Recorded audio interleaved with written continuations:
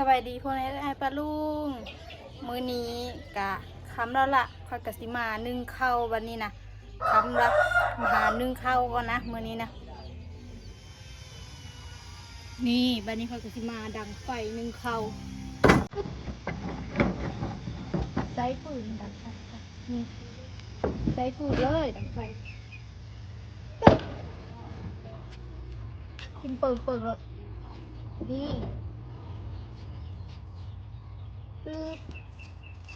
เนี่ยพอดีจังส่วนนี้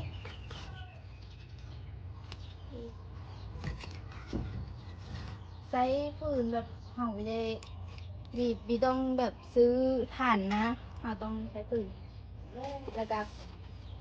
บัดนั้นจะไปหาเวลาแบบเขาจูดให้นะก็ไปหาเอาอันเขาจูดให้นั่นนี่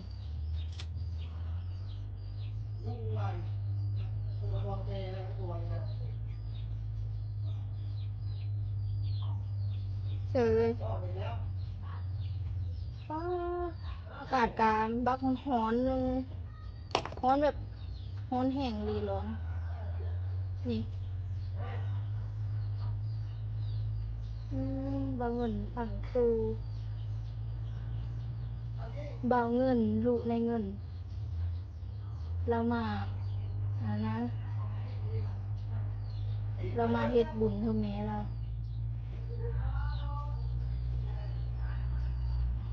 นี่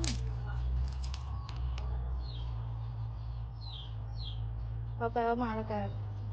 ขึ้นหอดในเงินเนาะ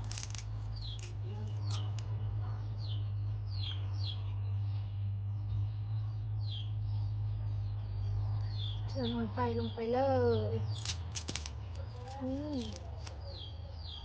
เชิญลงไปแบบนี้เลยนี่เชิญนี่ลงไปพร้อมอันนี้เขาเอิ้นว่าอัน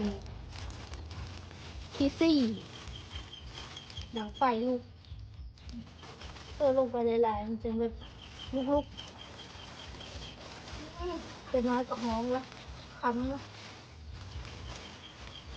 กินข้าวแล้วยังลงไปเกิดแล้วก็นี่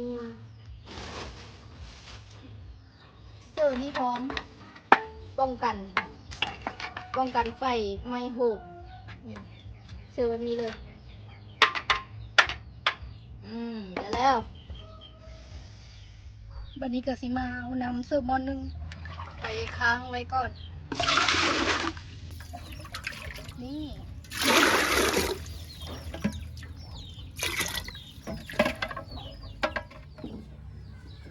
บ้านนี้เขาก็สิมาค้างหม้อนึงเลยเดี๋ยวนี่เก็บมันขึ้นมาสัก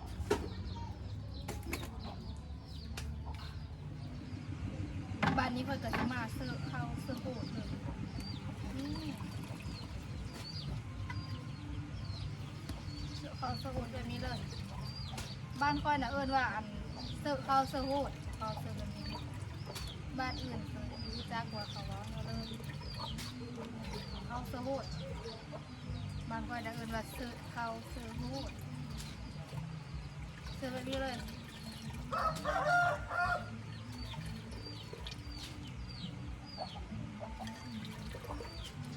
ค้ำแล้วก็ยังหอนอยู่เนาะแต่สดๆความหอนนี่สุดยอดเลยความหอนนี่จะที่มาเอาน้ำหอดเลยนี่มาเติมเลย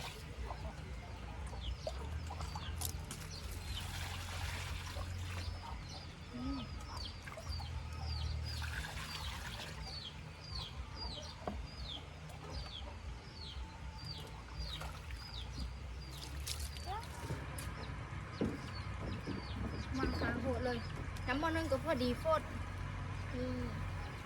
ก็จะเอาปลาหม้อคิดแล้ว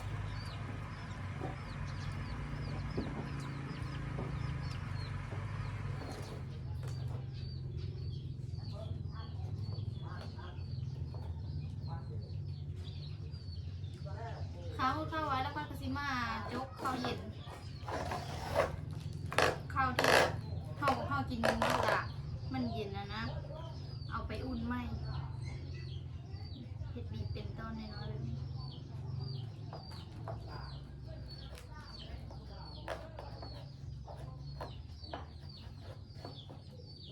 บีบอันนี้ได้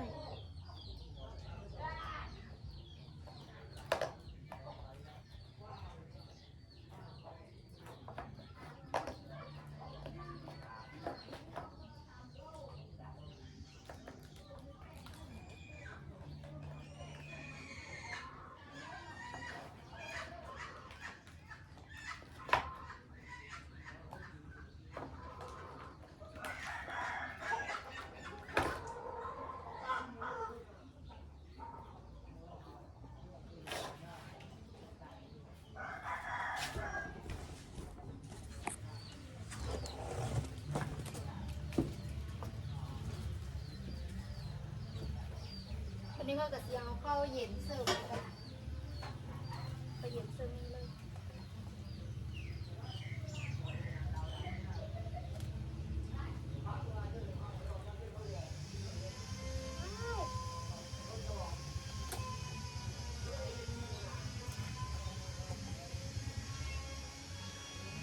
เสิร์ฟนี่เลยคือนุ้งช่องตัวนี้นะคือตุยคนจ่อยเด้นุ้งกันนุ้งทรงใหญ่เข้าไปคือตุ้ยแล้วนี่นุ้งทรงตัวนี้จะคือตุ้ยที่จริงนะจะจ่อยนึ่งแบบจ่อยนุ้งทรงใหญ่เฮ็ดคือตุ้ยเอาจ่อยเลือกพานุ้งทรงใหญ่เขาจ่อยได้สาบีตุ้ยคือมุ่ง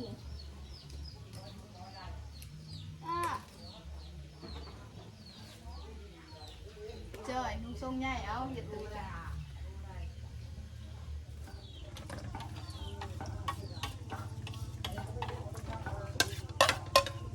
ถ้าเข้าซุปก็จะสิมาล้างโพยท่าล้างมือ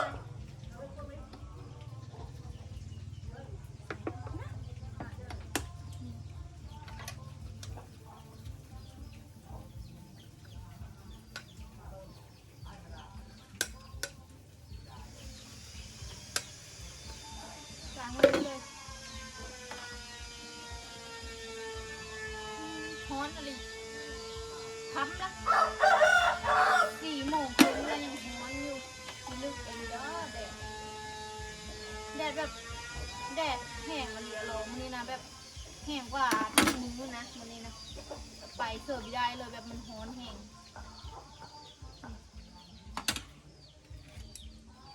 ล้างโคยล้างโบ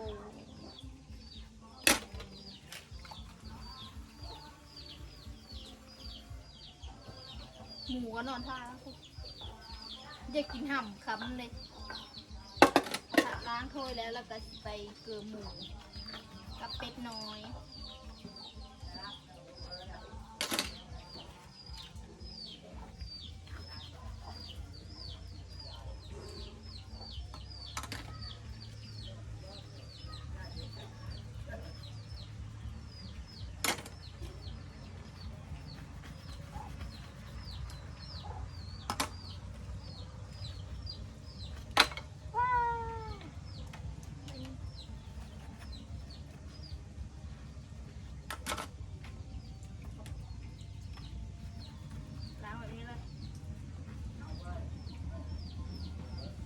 ยี่ห้อนี่แล้วหนาแล้วแต่ว่าฝนแบบฝนมีตก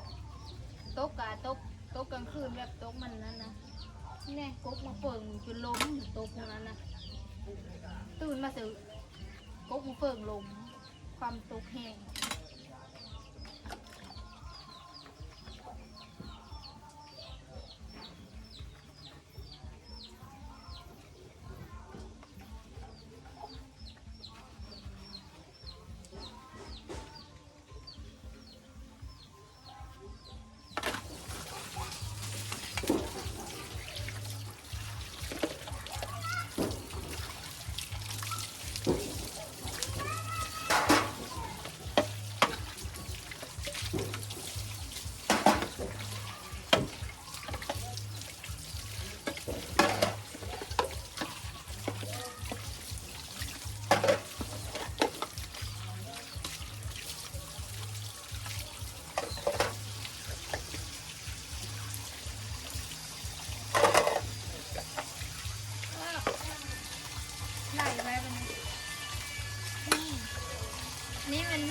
ถ้วยหินเอาไปได้จะบูม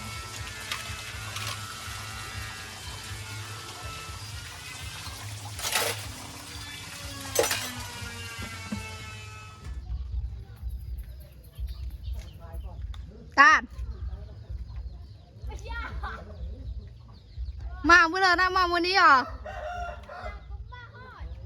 เห็ดสารน้ำตาลหาลูกไม้เพิ่นจะขึ้นกงไม้มึงแน่เกิดปะใหญ่นึงจะขึ้นกอลูกไม้ทกลงกันค่ะ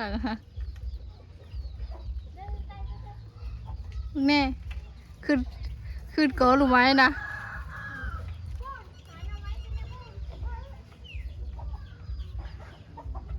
คำแล้วยังหาลูกไม้อยู่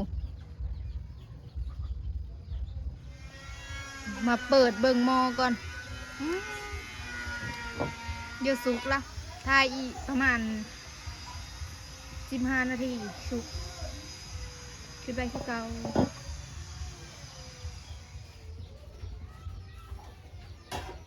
ข้าวสุกแล้วค่อยกระซิมปรุงลงไปช่วยเรา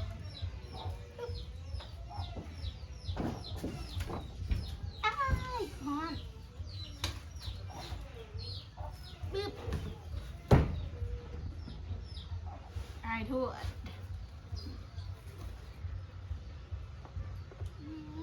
ข้างหน้าเต็มๆสวยแบบนี้เลย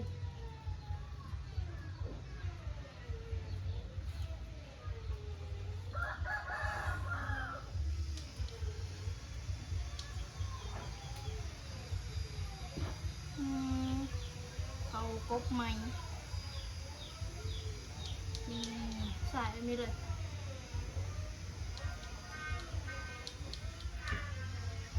นี่บ้านนี้เขาจะมาเอาเข้าเสิร์ฟติ๊บเลยนี่ปึ๊บเสิร์ฟติ๊บน้อยพร้อมยัดเสิร์ฟ3 ติ๊บนี่เสิร์ฟแบบนี้เลยนี่ปึ๊บเนี่ยติ๊บมันกระดาษซ้ำข้าวเหนียวให้สมซื้อกับข้าวเหนียวใส่ข้าวก็ได้แล้วละคลิปนี้ก็สิขอโจ๊กไว้ซ้ำนี้ก็เนาะคลิปหน้าจึงมาพอกันใหม่